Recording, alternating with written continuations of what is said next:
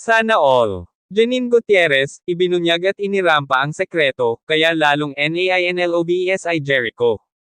Mukhang mas lalo pang napa-in-love si Jericho Rosales kay Janine Gutierrez. Sa isang recent event, hindi lang rumampa ang aktres na super blumang, pero ibinunyag din niya ang isang bagay na talaga namang ikinagulat at ikinatuwa ng lahat.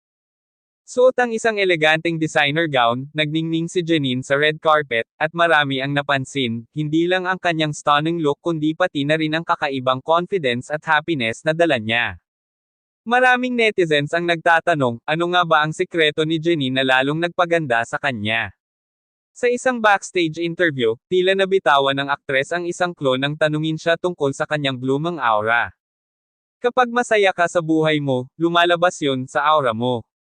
Wala akong itinatago, masaya lang talaga ako. Dahil dito, mas lalong nag-viral ang tanong, si Jericho Rosales ba ang dahilan ng happiness na ito? Isang source ang nagsabing hindi maalis ang tingin ni Jericho kay Janine habang rumarampa ito sa event.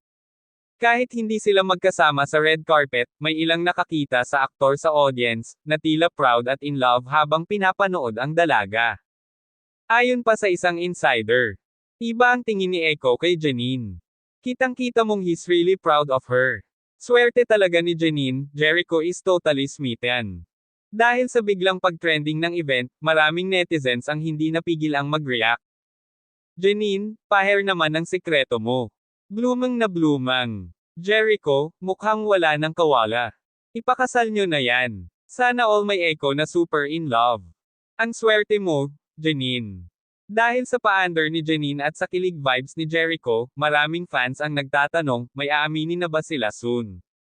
Abangan natin ang susunod na pasabog sa kanilang love story. Huwag kalimutang mag-subscribe sa Celebrity Hub para sa latest updates.